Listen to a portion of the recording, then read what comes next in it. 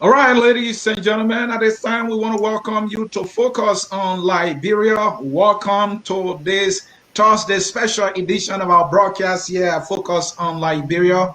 I am Anthony C. hosting. And folks, do us that usual favor, hit that share button, and let us get into this very important discussion we got organized here for you. And of course, it is focused on Liberia, and we are broadcasting from Atlanta, Georgia. What do we have for you? You might be wondering. Something that is nationalistic, something that is very reconciliatory, how to keep the peace of Liberia. What are the things we need to do? And here is the very interesting part that you don't want to miss. I have a gentleman. I have somebody who is a scholar. He is a peace advocate. He's right here in studio with me, comfortably seated. Let me show you this gentleman I'm talking about. He is Dr. Joseph Gbaba. He is a peace and social justice advocate, but I will bring him by. Let me introduce him appropriately so that we can go into this discussion. Our topic will more or less center around the peace of the state, but he has a presentation to make, a PowerPoint presentation that will be able to captivate your minds on how we can reconcile Liberia, how we can promote peace, justice, and everything that you want to see in Liberia. That PowerPoint presentation is loaded with information that will arm you to be a patriotic Liberians. And so, with that much I do, let me bring the introduction of our guest right here. Let me bring that for you. Now, Dr. Joseph Gbaba, first of all, he is an educational and cultural consultant. In terms of education, he netted his first degree in English and French at the University of Liberia. That was from 1975 to 1980, and that degree is in English and French. Can you imagine? My guest speaks French. After that, University of North Carolina at Greensboro, Master of Arts, and then he went on to acquire another degree, which is another master degree in elementary and special education from 2000 to 2022. 2002.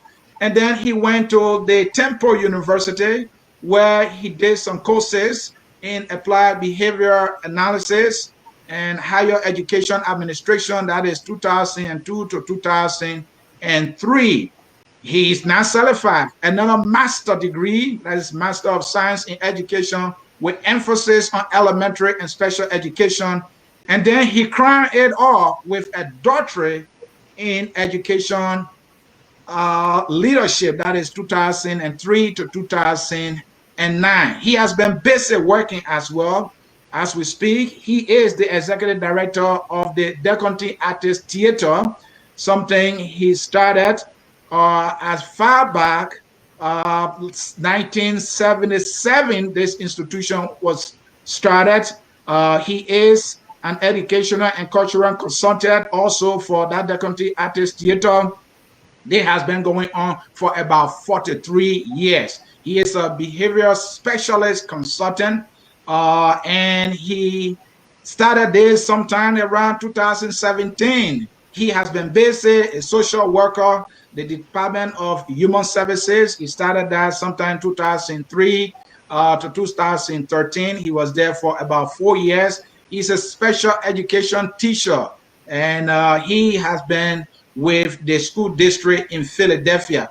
He is also an author. He has published so many articles, including a book which qualifies him as the guest to discuss the issue of peace we're talking about. He published this in September 15 of 2020, Conflict Resolution and the Concept of Change. It's a self-published book that narrates the causes and effects of the Liberian Civil War.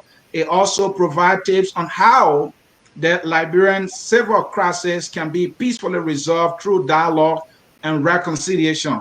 Folks, our guest, Dr. Joe Gbaba, the rabbi, I'm happy to have you. Welcome to Focus on Liberia. Another show on how we can reconcile Liberia, keep the peace, and have a state that we can all be proud of. Welcome. Thank you so much. Thanks for having me. Yeah. All right, folks. As I said earlier, Dr. Gbaba is comfortably seated. Like I told you, we will be doing a presentation. He will do that presentation, and after that presentation, I have some interesting questions for him, which is, well, number one, what is the peace of the state? He will answer that. Why is it so key that we reconcile Liberia? He will answer that.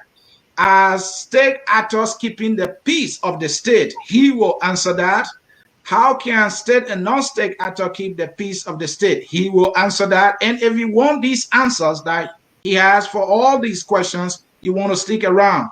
Do we have a working justice system? If not, how can we get one? As I said earlier, he is a peace and social justice advocate. At this time, I will bring in Dr. Gbaba, put his PowerPoint on the board so that we can go into the presentation. But that, again, COVID-19, we got vaccine. How's your family? How you faring before we go into this presentation? Well, we're doing very well. Thanks for asking. And also, as a matter of introduction, I like for the Liberian people and also Africans, you know, on the continent of Africa, as well as those in the diaspora, to understand that this particular lecture is based on theory and practice. And also, I'm speaking from the perspective, not from the perspective of the conspiracy theory of let bygones be bygones. That's not the type of peace that I'm going to talk about here. The type of peace that I'm going to talk about here is based in the rule of law. The rule of law. So that's the first thing that I want you to understand before I get into my lecture. That first of all, this particular lecture on how we can maintain the peace in Liberia is not based on let bygones be bygones.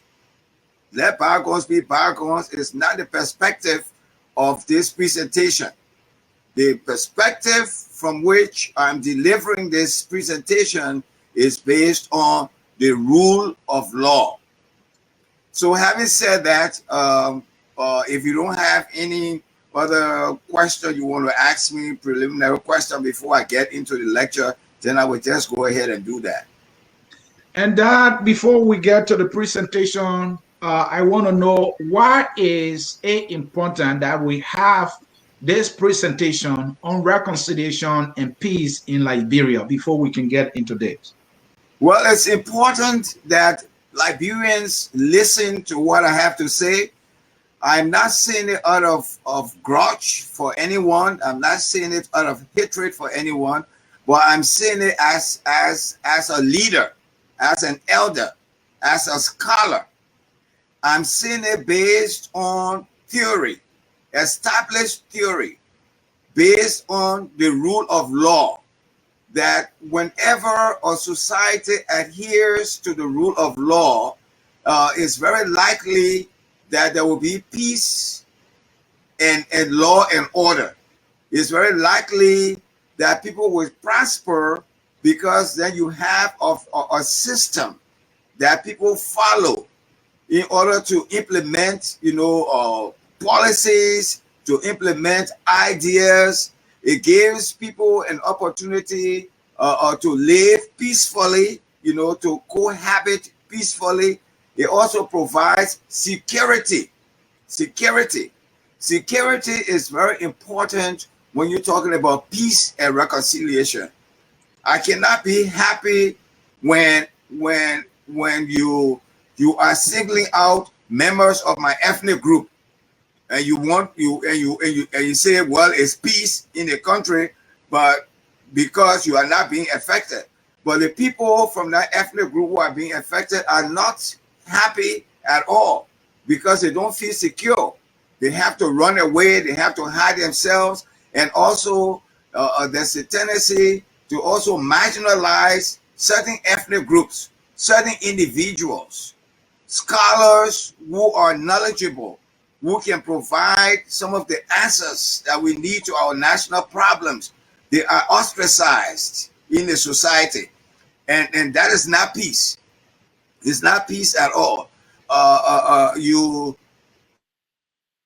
Yes, it's, when, if I ran for the presidency of the Republic of Liberia, if I had my political party and I won the election, when I win that election at the point where I'm declared the president, the elect of the country, immediately that raises my position from being the standard bearer of a party to becoming the leader of the republic. So there's a difference in between being a standard bearer of a party and being a president-elect and or a president who has been inaugurated. Once you are inaugurated, you must incorporate members of your party along with members of the opposition, along with non-members of your party, based on their qualification, based on their ability to deliver goods and services for the people. Because the key reason for having a government is for the government to provide services. I want to stress this, to provide services, to seek the interest of the people. So what do I mean by provide services? You cannot run a government and you don't have good health care system in the country. You must have good health care system in the country to provide health care, efficient health care for the citizens. You must have a good educational system to educate and train your citizens so that they may be able to produce good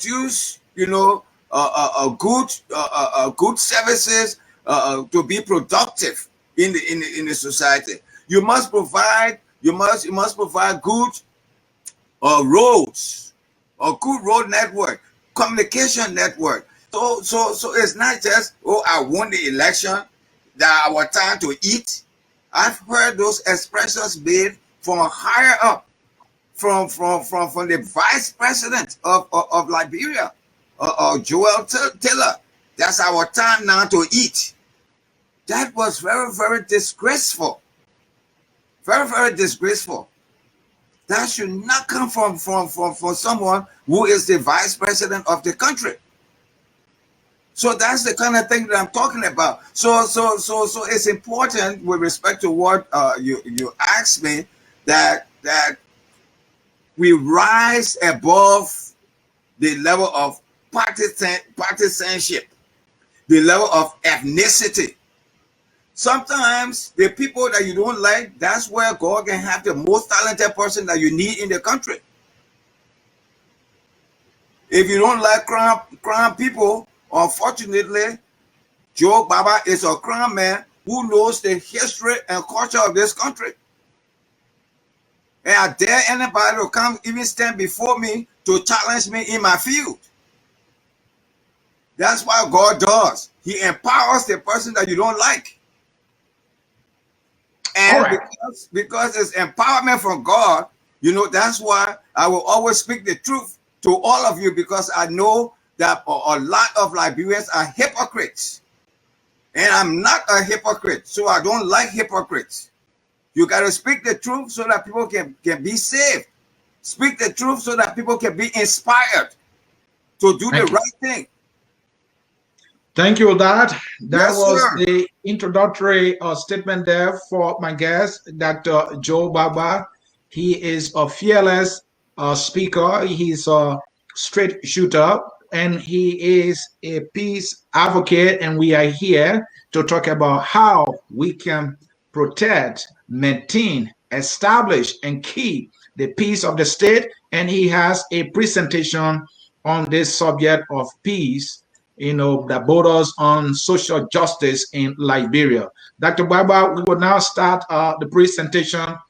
I see the theoretical framework of the Kukatona Peace and Reconciliation Initiative. Let's get this presentation going, Dad. Thank you. The theoretical framework of the Kuka-Tana Peace and Reconciliation Initiative. This is, first of all, every nation, every people have a history. They have a beginning. Every people have a beginning. So if you want to talk about Liberia, the first thing you want to ask, how did Liberia begin? How was Liberia established? Why was Liberia established? Why are we called Liberians? So the theoretical framework, the Kuka-Tana theoretical framework, on reconciliation, peace and reconciliation, first of all, addresses the concept of unity. Kuka-Tana, we're using a traditional Liberian word, Kuka-Tana, from the Pele language, which means we are one. Yeah. So the first thing that I want to establish when we talk about peace and reconciliation in Liberia is for Liberians to understand that I am speaking from the perspective, the Kuka-Tana perspective, that we are one. That's what I'm going to be speaking about. So to speak about the oneness of the Liberian people, you got to go to the root of why Liberia was established. Mm-hmm. You see, and going into the root of the Liberian society, and first of all, we need to understand that Liberia is an African nation. It's not a Western nation. So we got to develop that concept, because we've had a battle with respect to understanding who we really are, based on the from the establishment of the First Republic. Mm-hmm. But in order to understand Liberian history and culture, you got to go beyond 1822. You got to go to the beginning of creation. So to go to the beginning of creation, you have to focus on the origin of African life, the origin of life, as a whole. Go back to the first slide there, please, because I want to start from there. Go to the first slide. First one. You go backward there. Yeah, I'll get that. Just keep going ahead. Yeah. So it's important, because the reason why I'm saying that is because the Chande research that I did. First of all, also, you need to understand that, in order to talk about a nation, in order to talk about its root, there's a theory, there's a reason, there's a principle behind the establishment of everything, So first of all, the theoretical framework is based on my doctoral dissertation and qualitative research study entitled The Chande Afrocentric Curriculum and Textbook Experience. This research was undertaken because there is a dire need to reconceptualize the Liberian national curriculum, and also to promote Liberian writers so that they can write textbooks that will be applicable, culturally relevant to the situation in Liberia, not outside of Liberia. Unfortunately, many of the books that the students read in the classrooms in Liberia, they are books written by West African authors, other West African authors, other than Liberian authors and all of that. And sometimes most of the books that we use, the Ted and Sally books and all those kinds of things, are books that are written in the Western world. The reason why I focused on that is because the curriculum drives the instruction of the individual students. The curriculum is the curriculum that the teachers, the scholars look at, the professors look at, to take up information to teach the children. So if the curriculum says that all first graders should be taught about snow, then that's what they're going to be teaching through all Liberia, all in Banga, in Seklepie, in Zwedru. They'll be teaching the first graders about snow. Do we have snow in Liberia? Do we? I'm asking you. No, that we certainly do not have snow in Liberia at all. You yourself gotta wake up on this thing now. So you see, so why are you teaching the children about snow instead of teaching the children about rainy season and dry season? The educational system must cater to the needs of the students, of the people in the country, not prepare them to think like the England and in America. The educational system in Liberia taught the Liberian people to think that they are Westerners instead of thinking that they are Africans. Now, why am I stressing this? I'm stressing this because when the first thing to do to damage a nation of people is to damage the mind, to poison the minds of the people. The minds of the Liberian people or students or learners in the classrooms were poisoned. That's poisoned with what? You're poisoned with the wrong precepts. You were poisoned to appreciate that which is Western and to denigrate that which is Liberian and African. That's a big poison. So when I was growing up, you know, if you wore an African shirt, people laugh at you. They laugh at you now. Thank God for people like us who started promoting this thing for the some years ago. But those days that we could, our mothers, them when they wore lapas and all of that, some of our colleagues, because not me, some of our colleagues were ashamed to identify with their parents because their mom was wearing lapa. That's poisoning. That's poisoning. Part of the poisoning was also that in order for you to be accepted in the system, you shouldn't be Asoni or Nangbe or CA, but you gotta be Jeremiah Johnson or Jeremiah Jackson. So when you change the name of an individual, people think that it's something simple. No, it's not. It's very psychological. You got a Nangbe trying to behave like a Johnson.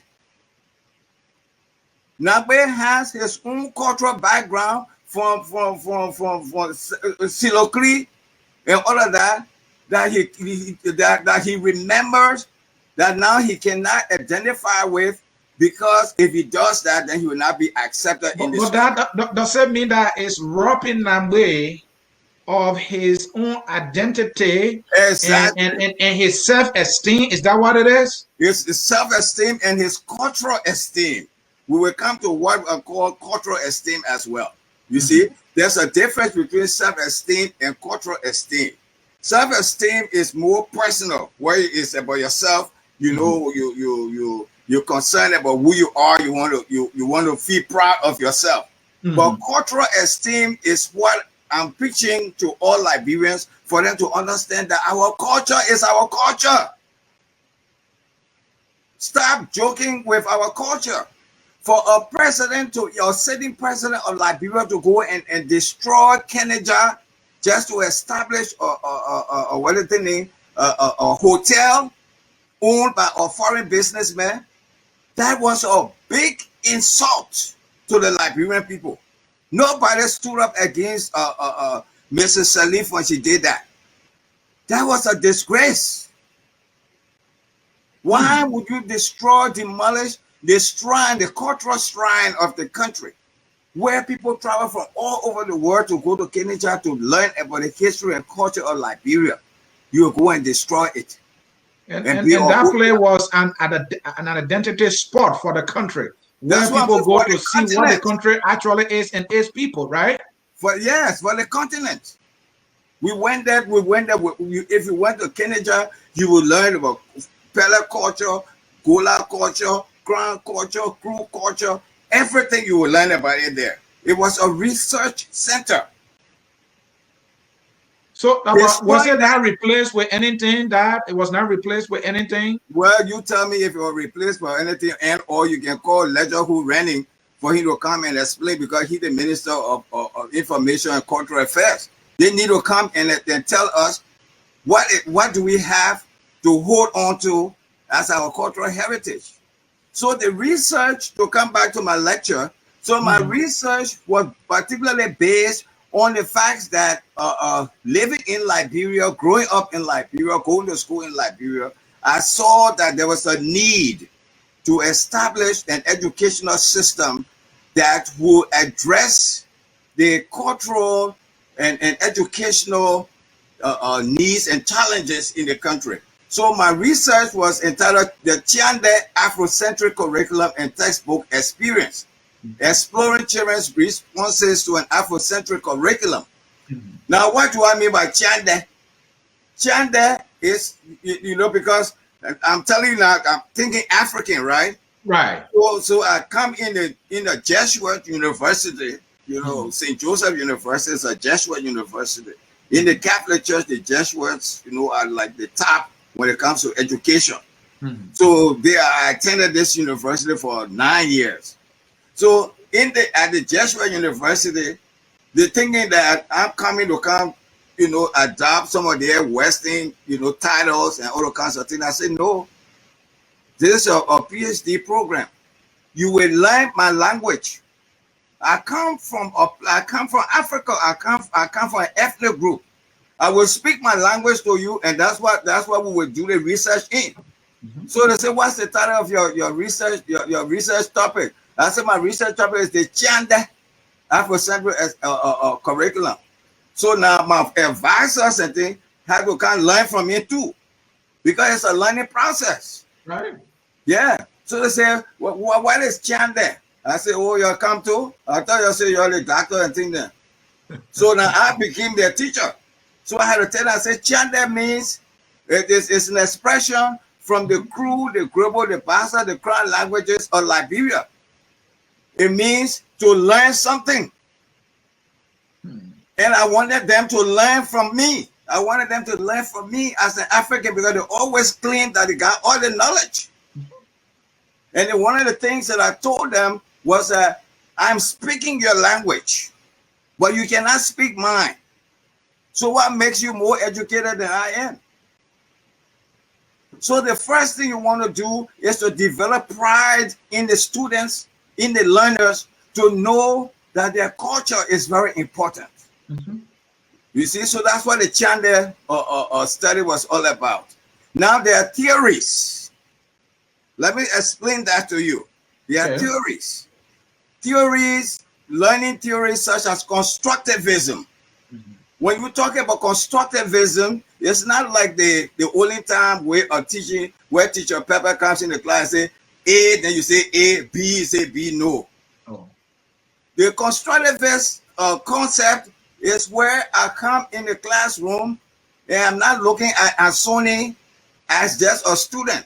I come in the classroom and I ask you, I say, Ansoni, from your village that you come from, the language that you speak, how do you call the moon? How do you call this thing? Because those are things that you know that I don't know. So the constructivist concept acknowledges that you as Sony are not just a blank sheet of paper, but you come in with some knowledge too. So it acknowledges your ability to share some knowledge while we are sharing knowledge with you in the classroom. So it's a give and take type of concept. Right. So that when you teach people like that, they become more inspired because they become a part of the process. You're not just on the receiving end. I'm not saying A to you, then you say A. No, I'm giving you the opportunity for you to be able to think. I'm giving you inquiry-based type of education. So now, when you start teaching me, then you will know that, oh, I know something that a professor doesn't know, and that's true. That's the reality. You see. So when you empower the student, it brings out the best out of him, because now he got some raw talents that he bring it up, And then your role as a professor is to harness it, to polish it, so that that person will, so that we remain a Sunni. And that it creates an opportunity. It creates an opportunity for the teacher to, or that professor, to learn from that student. Yes, that's how come I learn all the things that I learned. Sometimes, you know, the young people, when I'm dealing with them, and they're using their terms, and then when I use the terms, they be surprised. Oh, but the papa here, you read Garao. I say, oh, you must sit down there. You're still on inside. You know, still on inside. Yeah, because I'm learning from them too. You see, I learn from them.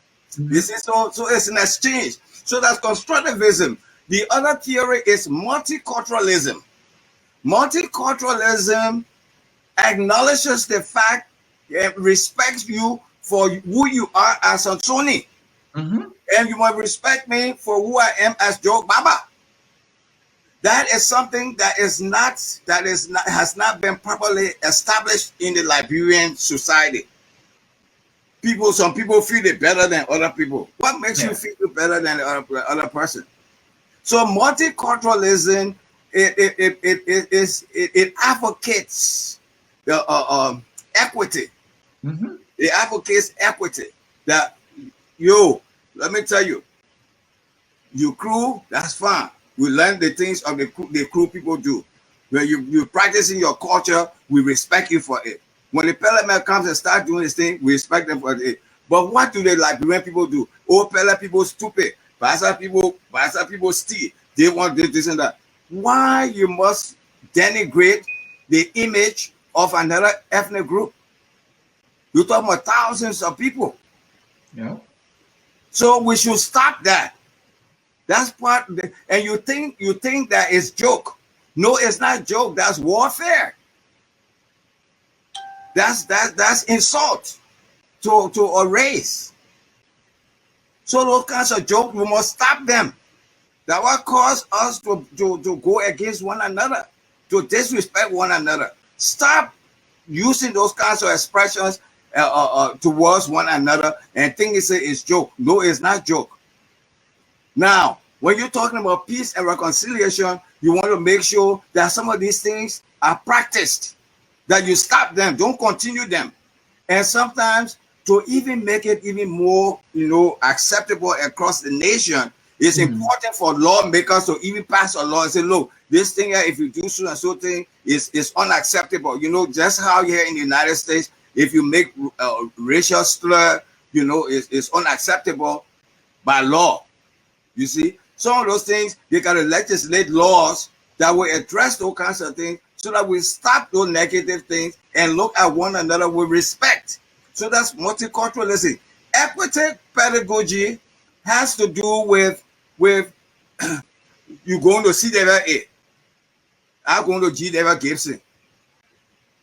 You see the vast difference in the educational system. Right. Equity pedagogy assures everyone that you will get the best of education, irrespective of where you go, irrespective of where you come from or where you go. So it's a responsibility of the government, of the Ministry of Education, to make sure that all children receive quality education. Afrocentric literacy. Afrocentric literacy, you can see that all of the theories that I chose to back up my study, they're all African-centered. Yeah. They're all about justice. They're all about equality. So Afrocentric literacy means that I'm going to educate you on my culture, on my African culture. I'm going to focus on this. So my research that I did, in my research, the things that I taught the children, I taught them about Africa, and I wrote African stories. So the literature they were reading were about African fireside stories, not about the snow and the moon and this and that. I was teaching them the things that we learned by the fireside. Yeah. How in the African village, the fireside stories educated us. The morals of those stories helped us to be who we are today. That's what I taught them. So you are not teaching them. You are not teaching them about snowmen. No, I'm not teaching them about snow. The guy in no snow. They can keep their snow and thing, but I don't come from snowman country. I come from a country, well, a tropical country, you know, where we got rainy season and dry season. You see, so I talk about those kinds of things. I talk about the cold, the monsoon, the cold wind, how we get our skin can be, you know, or ashy. You gotta put, you know, rub, you know, kind of grease all on your skin, all of that for it. That will be ashy, all the kinds of things. Those are the things they are talking about. I talk about fufu and soup. Yeah. Yeah. Talk about the top of beef. And the fish. Yes. The things that make you who you are. Yeah, I talk about the chaw and the sokro. Gbaba di sokro. You know, sometimes I would speak like that in the class when they say, "What did you say?" I said, "Oh, I thought you said you do everything." I said, "Gbaba di sokro." Yeah. You know, come let eat cassava. Yes. You see, so the Afrocentric literacy, we make sure that they whatever they read is focused on Africa. And so forth with the transactional reader response theories and all of that to make sure that what they read, they understand it. Okay, let's move on to the next one. So Afrocentricity is centering ideas on our African history and culture. Now, Afrocentricity is derived from Pan-African and Negritude philosophy. Now, this is very important. Why it is important is because Liberia, as a modern republic, the first republic, Liberia, it was established by African Americans. Okay, it was established by African Americans who left the United States, who after more than 300 years still had that gusto to say that we are black people, we are Africans, we come from Africa, we will go back to Africa to establish ourselves so that we can enjoy our freedom, that we can be sovereign, we can be a sovereign people. So that's the spirit of Liberia. The spirit of Liberia comes from the modern state of Liberia, comes from the idea, but prior to that, also our ancestors, when they left Eastern Africa, the Kwas and the Mandate people, the Mel, when they left Eastern and Central Africa to migrate to Liberia, they migrated on the principle of trying to find a land where they can be free. So they did that before the slave trade. And during the slave trade, some of our own brothers and sisters were brought here to the United States. And after more than 300 years, even though they were transformed psychologically, culturally, and politically, yet they still had that African spirit in them. And they had the urge to return to Liberia. And so when they came to Liberia, the spirit that they came with was to be free. Yep. Was to be free to the extent where they decided, they inserted in the Constitution of the First Republic, that no other race other than men and women of color could become citizens of the Republic of Liberia. It still remains like that today. That's our spirit. That's the African spirit. So the idea of Pan-Africanism is very important when it comes to Liberia. Liberia is a founding member, a founding concept of Pan-Africanism. So when you talk about Liberia, you know, don't only think that because you belong to the ethnic groups, the traditional ethnic groups, so you're the only person who's entitled to become a citizen of Liberia. No. Every black man and woman of color around the world is eligible to become a citizen of Liberia. So the concept of being a Liberian citizen goes across all different ethnic groups of the black race. That's why Marcus Garvey and other people wanted, they wanted a peace to participate in the development of Liberia. So Pan-African and narrative philosophy deals with the meaning and quality relations between continental and diasporan Africans. That's the first thing, and we're part of that. Pan-Africans emphasize the need for blacks to plan, organize, and act in the interest of a free, strong, and productive Africa. So you got people like Du Bois, Marcus Garvey, Karanga, Nkrumah, Nyerere. All these people are strong Pan-Africanists.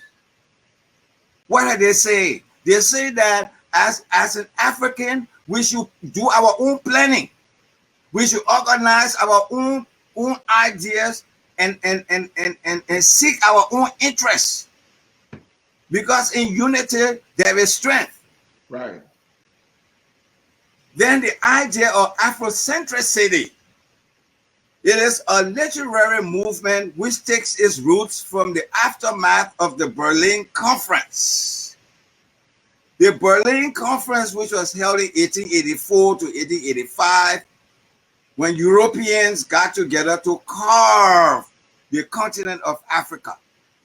Now, I need for Liberians to listen to this piece of history. Prior to the Berlin Conference and prior to the coming of the free slaves to Africa, to Liberia, we were just one big family. And that relationship still exists among the different ethnic groups that have been carved into different nations today by Europeans. So that's why we have Crown people in Liberia got relatives in the Ivory Coast. Creole people in Liberia got relatives in the Ivory Coast. The Kru people got relatives in the Ivory Coast. The Mana, the Gio people got relatives in the Ivory Coast. The Mana people got relatives in Guinea. The Pella people got relatives in Guinea. The Loma people, like that. You just go like that. We got relatives in Mende people got relatives in Sierra Leone. We were all one people. So the division of the African continent brought about some of the segregation, so that you and myself as only were brothers, but because the Europeans came and they crossed a border between your house and my house, now you're supposed to be French citizen, and I'm supposed to be British citizen. You're speaking French, and I'm speaking English. But even though we Kru people, that's part of the poisoning that I'm talking about. So what does Afrocentricity do? Afrocentricity and Pan-Africanism tells us that irrespective of the fact that we have those divisions, the political boundaries among us, we are all brothers and sisters. And that we should rise above being subdued by a different race to make us to think that we are enemies. Because my brother is speaking French and I'm speaking English, so he's supposed to be different from me when we have the same blood. So the idea of that Pan-African philosophy is important for every Liberian to understand that. So that you don't look at the Fula man, tell the Fula man, say, oh man, you Fula man, you come from Guinea. You this, you that. That Fula man is your own brother. So we have to look at it from a different perspective. So that Pan-Africanism is important. Then when Liberia was established, they said it was established for all those blacks who wanted to be free. So when people come to Liberia, you're not supposed to drive them, especially black people. Respect them just how you respect the Lebanese, and you respect the Americans, and you respect the Chinese. And the Indians. And the Indians. You see what I'm talking about? So that's something that is missing. And this is something that the Ministry of Information is supposed to be teaching. The people are supposed to be having programs. If you don't have people to speak, then you call us to speak. Why are you keeping speech from people who can help the citizens to understand who they are? That's a crime all in itself. They are depriving the Liberian people of the knowledge and information they need so that they can be alert and to strive to be the type of Africans they're supposed to be. We're supposed to be the leaders. And now with the docos, because of ignorance. We are becoming the Dokan Flair. Yeah, but you said becoming you Dokan Flair already. Now, with respect, so you can see that because of this philosophy, when the founding fathers established like the Republic of Liberia, we were bombarded by the French and the British on the north, on the east, and on the west. Liberia at that time was just like, just only the sea coast. Montserrat, Grand Bassa, and Sando. At the time of independence, there were only just 3 counties: Sando, Montserrat, and Grand Bassa. That was the Republic of Liberia. All the other Africans outside of Sando, Montserrat, and Grand Bassa, they were members of splinter kingdoms and principalities of ancient African, empires. Songhai, Mali, Ghana, and all of that. So they had their own kings. That's why they had traditional kings. When the settlers came to Liberia, they met traditional kings here because that was the system that we inherited from our forefathers, from the Egyptians and the Ethiopians, or the people of Axum and Mali and Ghana. They had that. That was the governance system of that time. So when so Liberia then became a champion of the liberation of the black people, because those who established Liberia knew what they went through when they were in slavery, and they did a very good job. They did a very good job. They were men and women of dignity, and they represented Liberia very well. And those days, there's not like these days where we have more resources and all of that we are plundering. But yet, Liberia was a founding member of the United Nations, of the League of Nations, of the United Nations. The politicians back in the days, not like the politicians today who are so broke, they beg. You say you're opposition politician, but in the night you go into the members of the ruling party to go back for little tea and ruffle. I want the small little chopping, man. Then in the daytime, then you say you're opposition politician. You can't be broke and you be a politician. You gotta have some money. So that's why the boys from upriver, they had their farms and things. They used to stand up and talk. When they had the financial crisis in the 20s and all of that, those boys and that were representatives, etc. When the League of Nations, when the Christie Commission submitted that report to them, they went and initiated an impeachment proceeding against the president. How many of them can do it these days? Who did it? They cheat. You are in a separate branch of government. There are 3 separate but equal branches of government. Then you say the old man. You stand it up. Then you call the president the old man. No, right? We heard that during early time, lawmakers who are direct representatives of their people, who should be advocating for them, trying to carry development, trying to ensure the provision of basic social services, the reasons for which they were elected. They're calling the president, who they're supposed to hold accountable on the budget and all other issues. You calling the president old man. That old man business, you can't to govern. What kind of business is that? Then you're calling the president or the pape, Yeah. Folks, this is Focus on Liberia. We are discussing the peace of Liberia, but we are interspersing it with the history, our Africanness, our Liberianness. And Dr. Gbaba is doing a presentation.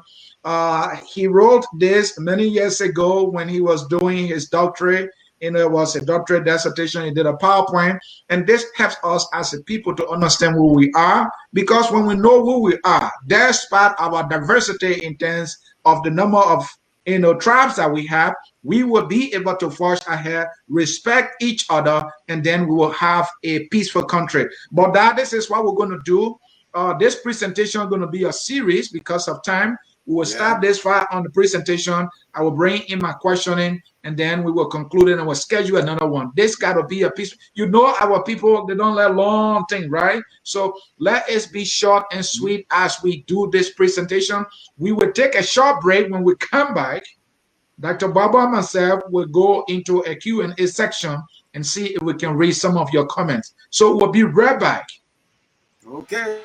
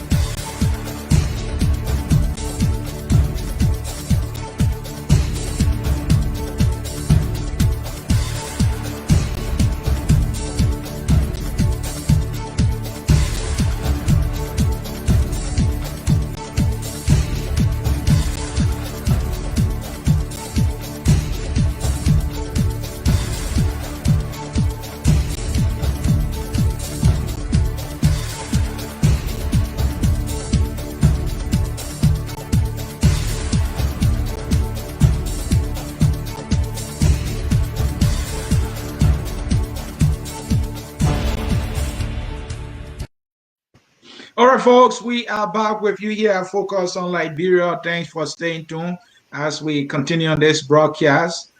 This is Focus on Liberia. We have been discussing the peace of Liberia, the peace of the state, the reconciliation. Dr. Gbaba has been doing an excellent presentation about Liberia, our Liberianness, our history, and we understand who we are as a people, looking at our culture, our ethnicity, everything about us. We will be able to respect each other despite of the number of tribes that we have in Liberia. So that's excellent presentation there. I want more of this. We'll schedule something to continue the presentation. We start on the fourth slide, and then we have 14 of them. So this series will continue. But let's talk about the peace of the state in this Q&A section. And then the question I'm asking here is, what is the peace of the state? What is it? Now, the reason why I decided to give the theoretical framework about Liberia, the theoretical framework of my research, is because now you're asking the question, what is the peace of the state? The peace of any state, of any nation, will be defined on the principles upon which the country was established. Certainly. Liberia was established to be a democratic republic. What does it mean to be a democratic republic? To be a representative democracy for that matter, right? Yeah, to be a democratic republic means that the voice of the people, must prevail. Certainly. The wishes of the people must prevail. And how is it done? Through the ballot box. Are we practicing that to the fullest extent possible? That is something we need to examine, because that's where some of the problems are coming from right now. Okay, the peace of the state comes from the maintenance of rule of law. The maintenance of rule of law. Right now, rule of law is not fully established in Liberia. Why? Because we are bypassing the Constitution. To have peace in any nation, the people must adhere to the Constitution of that country. When Donald Trump and his group decided that they would storm the Capitol so that the recognition of the votes for Biden would not be read and passed, they did everything they could. But what happened? The members of Congress said, not on our watch. Nope. Even though they had to run into hiding and this and that, Nancy stood up and said, this process must go on. And even though the fellow was sitting president, he was trying to persuade the army, the joint security forces to do something against the Constitution of the United States of America. Those stalwart, gallant soldiers and patriots said no to the president. Liberians must learn how to say no to the president, to the vice president, to anybody who's in power who contravenes the Constitution. That's how you keep peace. And so what happened? In the final analysis, the law prevailed in the United States. Those who perpetrated those atrocious acts that led to deaths in the Capitol, they were arrested. They didn't say, let bygones be bygones. They arrested them so that there would not be a repetition of that lawless act. You in Liberia, you turn your back at the Constitution and you preaching let bygones be bygones. So the place is upside down. So when I come and start killing my own thousands of people too, you will say let bygones be. That's when you want the law to take its course. The law must take its course in Liberia, and it's not taking its course. So the state of the peace in the country is still questionable. So that are the state actors keeping the peace of the state as we speak? Actually, the maintenance of the peace of Liberia, thank God for people like us who are continuously praying, talking about peace every day. Because some of the people in the government don't want peace. They don't want peace. Really? Because that's how they get their relevance. Yes, they get their relevance by like what's that, Senator Johnson telling the people of Nimba that he the godfather of Nimba. What does that mean? What in the world does that mean? Gabriel Fangalo, who was the first superintendent of Nimba County, never told the Nimba people that he was the godfather of the Nimba people. David Dwyer didn't tell the Nimba people you are godfather of the Nimba people. What does that mean? Is that part of the law? So that you can draw the people to create chaos? That's creating chaos. And that's obstruction of justice. When somebody has done wrong, contravened the law, and you standing behind the person because it's going to be an ethnic thing, so that the person cannot be brought to justice. No matter who is godfather of any ethnic group or any county, the law that they contravene, they must be brought to justice. And anybody who stands in the way, that's obstruction of justice, and that's also is punishable by law. It is punishable by law when one contravenes the law of the land. Yes. Dr. Gbaba, you are on point there. But the question I'm bringing to you, how can the state and non-state actors keep the peace of the state? Because it should be a collective responsibility. I know someone must lead it. Some group of people must lead it. But how both state and non-state actors contribute in keeping the state, the peace of the state? Now, this is what we can do. You know, unfortunately, there are people around the president, and I want to speak directly to President Weah. You know, do that. There are people around President Weah who don't like him. They pretend to like him, and they try to create enemies for the young man.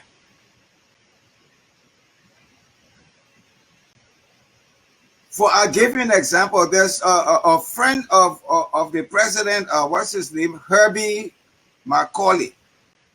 Herbie Macaulay has known Weah for a very long time.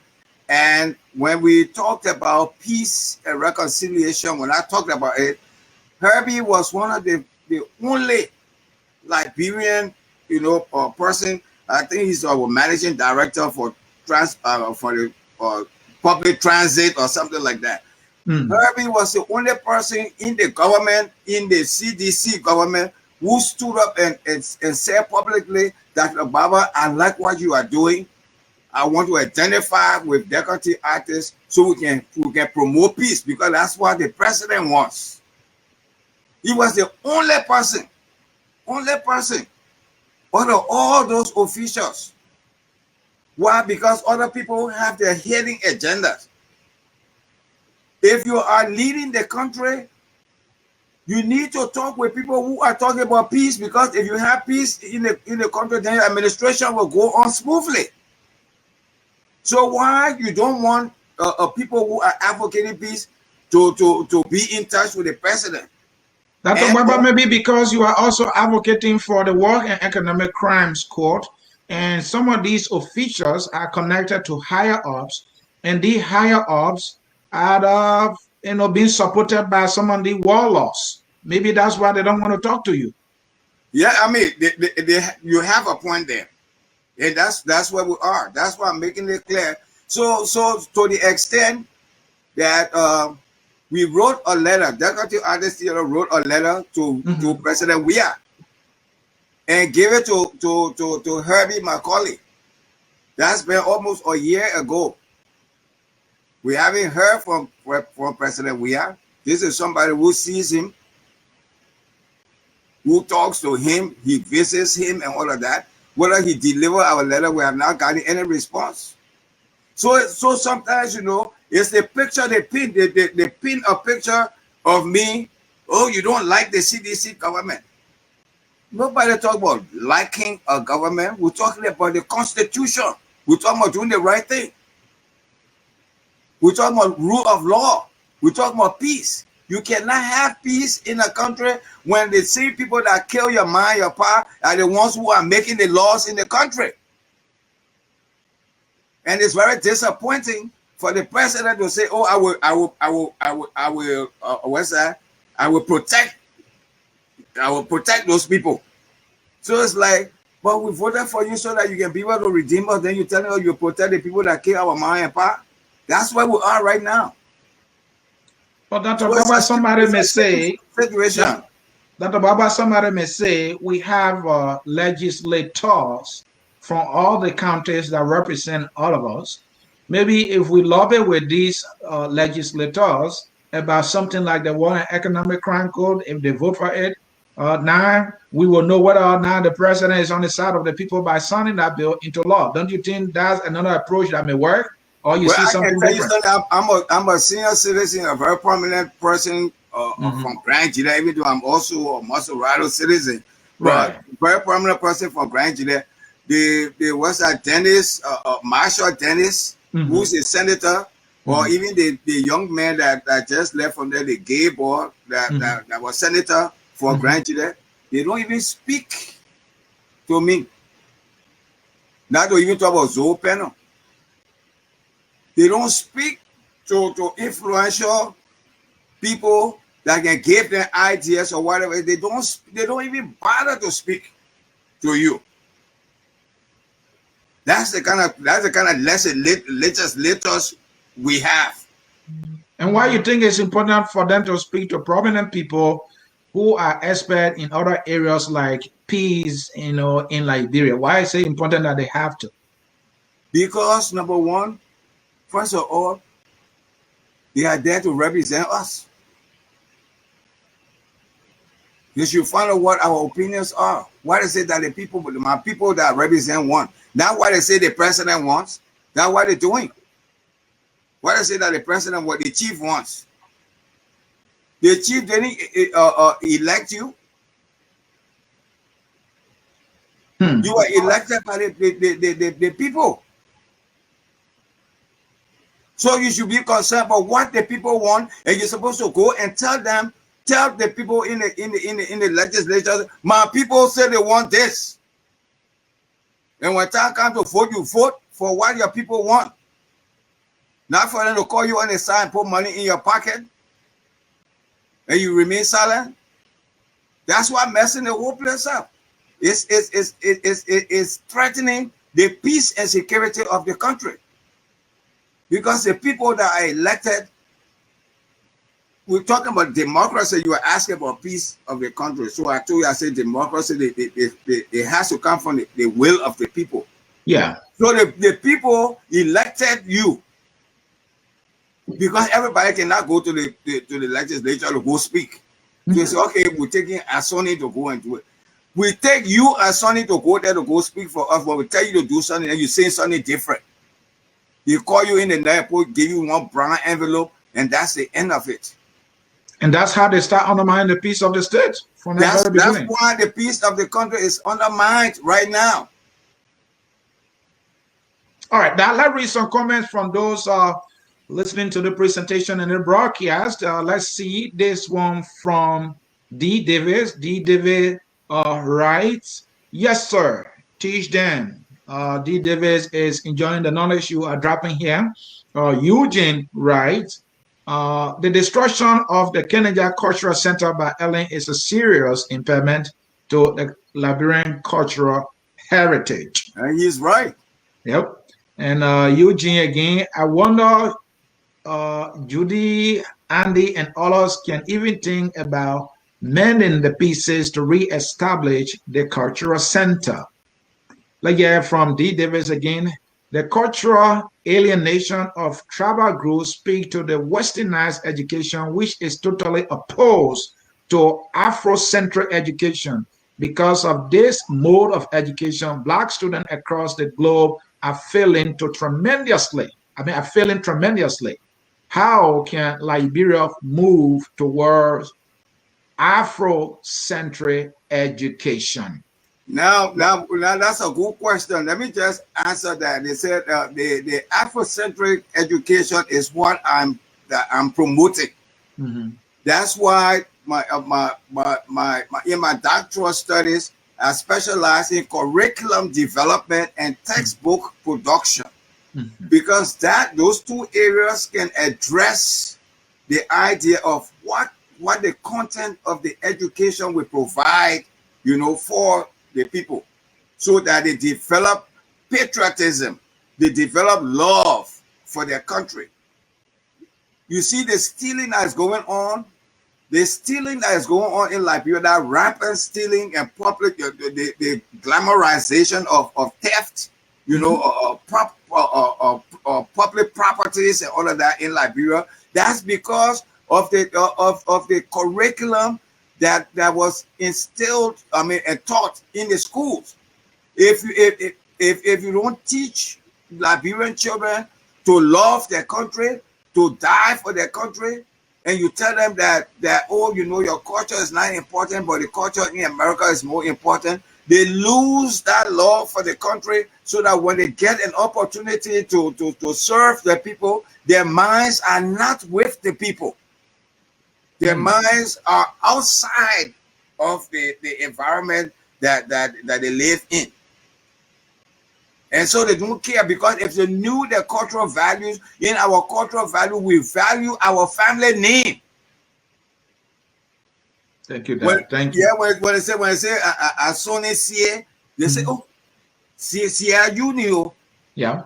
You go back to your background. The people these days in public position, they didn't care. All right, let me progress with our comments here. David is busy here. Berlin Conference, the scramble for Africa, dismantle unity on the continent. And then this one is from Saba. The winners were Saxon, Koba, Gotha, but they are firm. One of the main reasons I would think that the demarcation was made for worth to the European and to reduce the strength of Africa. Yes. There's a long one here from Saba again. Now, Dr. Gbaba, from your statement made on this platform, it shows what happened in our recent election in Liberia that did not hold on the referendum, that neglected the core of all Liberians in the diaspora. The selfish joy is now being celebrated by those that had the means to reverse this by reviewing the process that will help improve lives and properties of the Republic of Liberia. What do you have to say to those selfish arts? Well, that's a very good question. You know, again, we'll come back to the Constitution. The Constitution has, you know, it's a framework. It provides guardians for everybody in the country. And it provides that guardians because when man first began to live together as a community, you know, there was a need to establish laws, to establish rules and regulations so that I didn't offend you or I didn't step on your liberties and you didn't step on mine. So in the process of doing that, they established, you know, the codes, the laws and all of that. So the Constitution tells us exactly when it comes to referendum, what is it that we're supposed to do? You know, unfortunately, because people who were underneath this referendum thing had an ulterior motive, you know, they didn't follow the process. And fortunately, it was good that it failed because you got to follow the process. There's nothing wrong with the Constitution. Why the people are afraid of the Constitution? I don't know. They're more afraid of the Constitution than the Holy Bible. You see? And yes, and the Constitution is very important to guide us. So as I heard the other day that was his name, Senator Dillon is trying to to introduce a bill in the House that will revisit the idea of the dual citizenship thing, so that all Liberians can have, you know, access to the rights and privileges of being Liberians because we're born in the same country, you know. So again, you know, I would say that those who are rejoicing, you know, is also part of the educational system. How can you rejoice and how can you say that your brother, because your brother lives in America, so he's not your brother anymore? So he shouldn't enjoy any of the rights and privileges in the country because he doesn't live in Liberia. That's very selfish. You see? Can you imagine that? Can you imagine that? Let me read a few comments here. I have two questions here for you. Let me read three comments and then you can answer the two questions in them. Okay. Let's start with this one from Bride Fallon Saki. Dr. Joe Gbaba, can you talk about how the elections in the U.S. were fraudulently perpetrated by the Democrat? Also, that's the first one. Hold your peace there.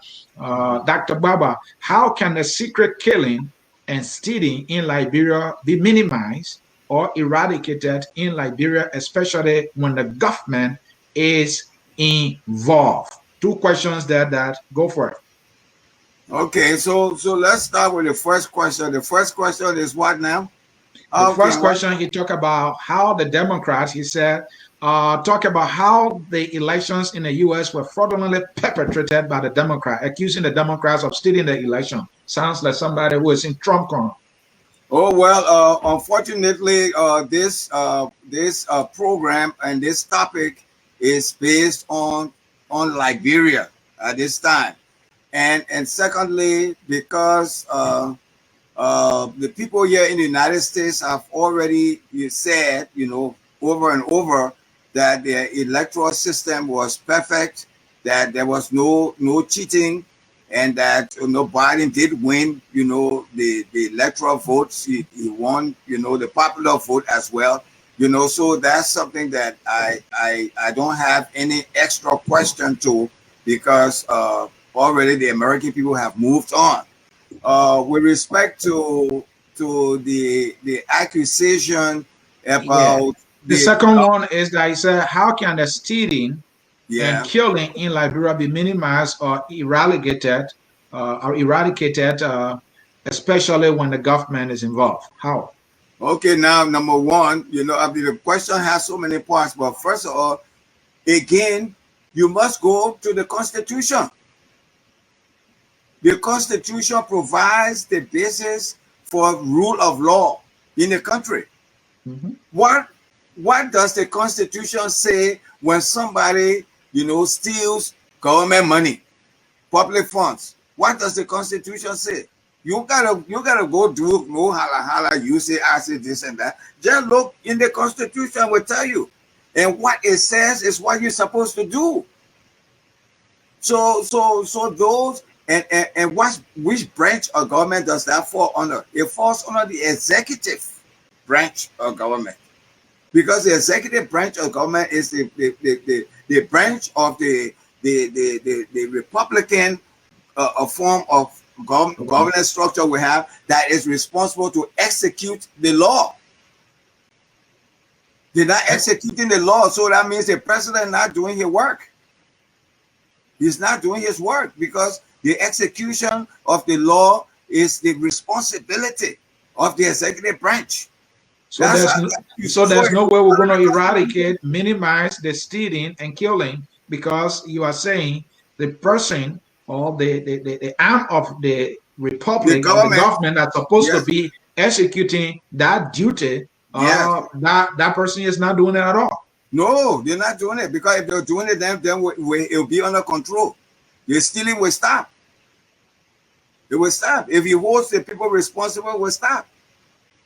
And when the government, and also when the government tries its best, to arrest people and or to bring to justice people who are stealing, then the ordinary citizen should stay put. They should stay in their place. They start marching up and down saying they're going to go raise money to go support somebody that was convicted of stealing money. That's obstruction of justice. So what else you want the president to do? What else you want the government to do? You got to start from somewhere. Certainly, you have to start from somewhere. And Dr. Gbaba is always on record by saying the solution to all these problems that we have in nothing else but the rule of law. The rule of law must be applied. He has been advocating for a judicious justice system that is robust. No, he say, I say business. No, use the law, and that is how a democracy function. And the killing that he's talking about, who's responsible? They explain the story. So and so person invited so and so person to go see them. They went there to go see the person, this and that, blah blah, and something happened. So you can't hold the person responsible for them to be investigated. And if you investigate it, what's the outcome of the investigation? Yeah, people need to know. The people need to know. And what do you do, or what does the law say about that investigation outcome? Do you add on it? If it recommends prosecution, do you go ahead and prosecute? Yes. You see, so if you don't do it, you fall short of it, then you're wondering why there's no peace in the country. There's no peace in the country, and all the peace is at stake because you're not doing your responsibility. So if you know the law, you know the Constitution, you will know which branch of government is not doing what it's supposed to do. You know, it's the same thing with the judiciary. The judiciary is another branch of the government that is responsible to interpret the law. But there seems to be that the executive is more like an extension, or the judiciary is more an extension of the executive branch of government. And the president, they're not supposed to be like that because they're three separate but equal. Yeah. You see, people need to understand that, and it needs to be taught in the schools so that when people get into those positions, they will know their right. You got the people in the judiciary have a right to stand up when they make a decision to bang to stand on it. You can't just come and just sack the chief justice or so thing, this and that. No, it's a separate government all by itself. Just how the president cannot go and sack senators. All right, let me read the one from Afson Osaba. It is not only about being born in the country, but our children and your grandchildren and grandchildren, I think you meant great-grandchildren, please review the slave trade and the amalgamation of free slaves.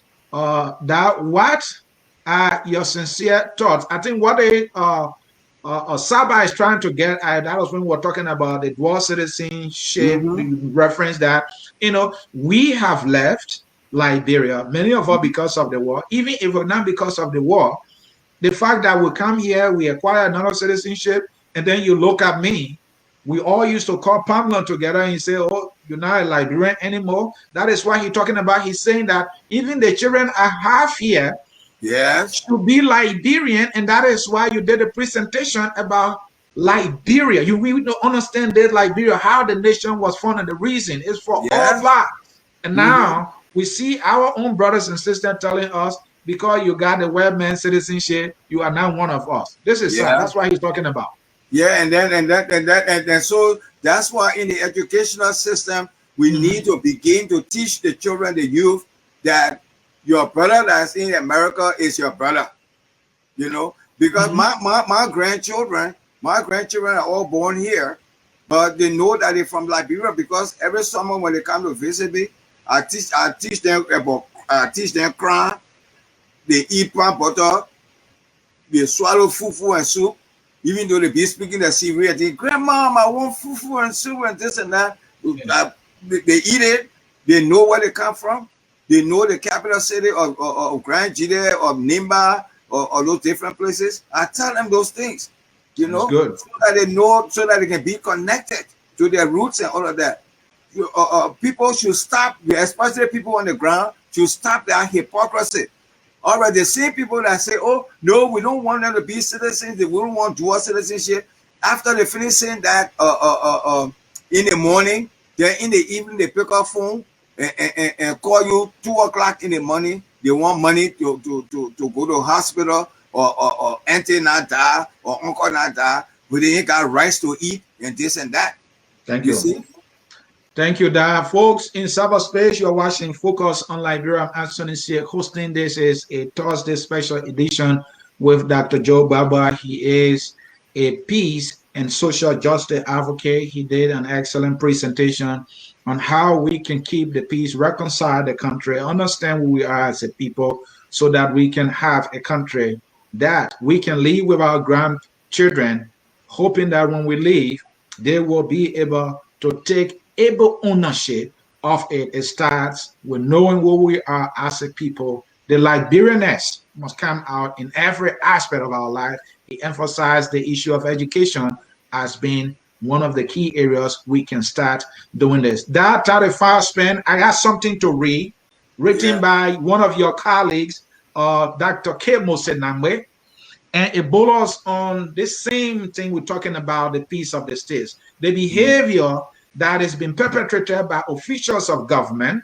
that undermines the peace of the states. And then if that is not knowledge, if the rule of law is not used, and then we start to gravitate to something bigger, thereby subjecting our people to further suffering, thereby official of leaders betraying their social contract. Let me read that. I get your reaction to that, and then we get your parting statement. Let me read that for you. Folks, this is Juicy. It was written, or it is written, by Dr. K. Moses Nambwe. Let me read it. He entitled it, The Crux of a Country. He writes, quite easy to know the crux of a country. Those who political pressures twist and turn like boneless beings, shaping themselves any which way to fit situation and circumstances for personal comfort, their mouths shaping in all letters of the alphabet when explaining themselves anyway. You know they are crooks of the country when they whisper and dodge about, hosting a slur of half-baked laws, often to shield their partners in crime. You know they are crooks of the country when nothing their partners in crime do that's worthy of reckoning. For them, white comes off as black, yellow comes off as green, and red comes off as blue. For them, arms are legs, ears are eyes, bellies are butts, and toes are fingers. You rather know they are crows of the country when God comes off as Satan, and thus Satan is the best thing in the world. They truly are crooks of the country when willful ignorance and willful blindness find delightful future company, and the designers truly believe they are the most intelligent in the country. How silly a hue a rose sings when a cat napped, the victim is timing the rap movement to nip the fool. However long delay, the future never ceases to wear her favor theme. Written by your colleague Dr. K. Moses Nambwe, eloquently capturing, literally capturing the behavior of the crooks of the country, he called it. Your reaction? Well, I think that's a very great commentary. You know, explains itself. You know, I mean, he kind of illuminated the hypocrisy of those who are in power. I like what he said about the lawmakers. You know, they're making laws to shield themselves, you know, to shield their colleagues, you know, making laws to ostracize their own brothers and sisters that live abroad, you know, so that they won't enjoy the rights and privilege. You limiting, you know, my rights to run for office because you're not qualified, you know, because you're not qualified, it's not my responsibility. We all had to go through struggles to learn. You know, but I made a sacrifice to study so I can be a better person. So that doesn't mean that because I'm here and you're there and you have the opportunity so you can make laws, you know, to bar me from being entitled to things that I'm entitled to. So his commentary is on point, and I really like it. That we can always thank you enough for always coming to help educate us with information that we need to become better citizens, advocate for our country better, and also to promote peace and development in the country. We cannot thank you enough. We will try to continue this series, folks. We'll let you know when we have a schedule with Dr. Gbaba again. That the peace of the state. How do we close this? The way I want us to close it, and I want to suggest, is because, you know, the PowerPoint there, that was just an introduction that I provided. The Liberian people need to know what the role of Liberia was in the liberation of Africa. What the role of Liberia was in the liberation of the Black people in the world. All that is in that thing there. So it is very important for us to provide, you know, schedule for the sequel so that it can last, because right now that's just a little bit of what it just got, you know. It's pregnant with a lot of information that people need to know so they will appreciate what it means to promote peace and reconciliation. Promoting peace and reconciliation, not just standing and say, "Oh man, let bygone be bygone, man." Are you kidding me? How will it be bygone if you don't put laws in place to govern the behavior of people? And also, when it comes to behavior modification, you know what Liberians have done and what that continues to put all of us in jeopardy and to put the peace at risk in the country is because they reversed the principles of behavior modification. The principle of behavior modification states that when to reduce an unacceptable behavior, it must be punished. It must be punished, meaning that if somebody commits a crime, you don't go and elect the person to be senator or to be a minister of the government. If somebody commits a crime, he goes to the court so he can have his day in court. And if he's found guilty, that he will face the punishment, the consequences of the actions. So what we have done, we have reversed the rule of law to where those who have committed crimes are now the heroes, and those of us who obey the law, who don't want no palawa and hala, we are punished because we are denied the rights and privileges that are being given to people who contravene the law. So in order to have the peace of the state, we must go back to the principles of good governance. And the principle of good governance means that when I do good things in the country, you reward me. You tell me thank you. And you decorate me. You don't go and decorate a warlord that kill part of people. And that's what they're doing. And you're showing bad example to the young people, because now the young people feel that they don't need to go to school in order for them to be bishops. They can shoot their way around, commit crimes, and people can say, oh, they're the hero, and they can hold positions. When we were growing up, we never ever thought of that, because we were told that if we did those things, if we committed crimes and things, it would block us from holding positions and all of that. So we decided to follow the law.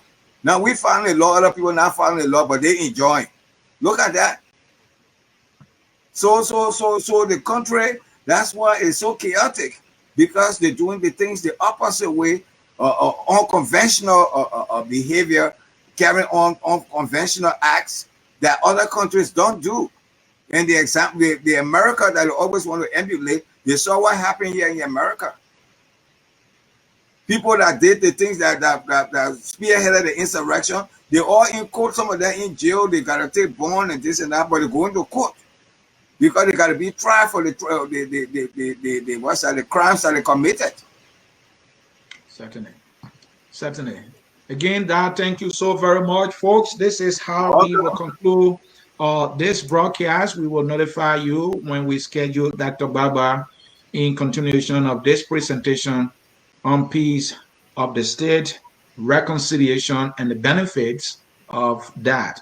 Stay tuned here at Focus on Liberia. We will certainly let you know.